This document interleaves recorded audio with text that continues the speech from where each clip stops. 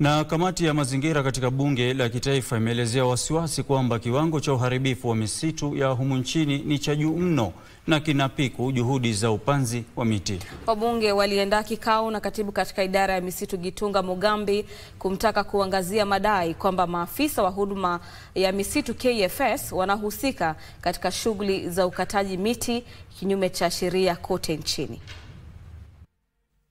Kamati ya mazingira katika bunge la kitaifa ilimwalika katibu wa idara ya misitu Gitunga Mugambi kufafanua madai kwamba maafisa wa huduma ya misitu KFS wamekuwa wakisimamia shughuli haramu ya ukataji miti kote nchini.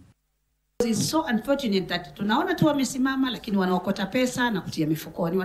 Every morning wako hapo na wanaingia kwa shift forest officers. Mahali makaa inatoka pale Gogoni barabarani iko gari ya forest iko hapo kila siku kila wakati. Huku akikiri kumekuwa na ukataji miti kinyume cha sheria, katibu huyo alipendekeza mageuzi kwenye sheria za misitu ili kulainisha ushirikiano baina ya ngazi zote mbili za serikali katika kudhibiti misitu ya kibinafsi na maeneo ambayo hajachapishwa kwenye gazeti rasmi la serikali kuwa misitu. When we are talking about the gazetted forest, we have full mandate.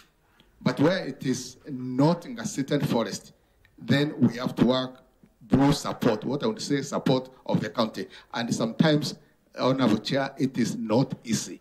Mugambi pia alitaja ufadhili duni aliosema unaathiri mpango wa upanzi miti bilioni 15 kufikia mwaka 2030 na akatoa wito kwa wabunge kupiga jeki mpango huo kupitia hazina ya ustawi wa maeneo bunge NGCDF, pendekezo ambalo wabunge hawakuridhia.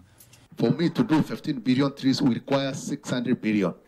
600 billion. If you look at, for example, how much we have gotten this year, is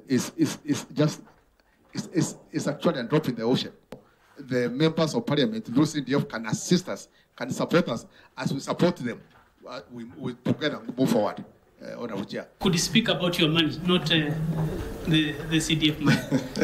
Because I understand the discussions around climate change, around this effort is high.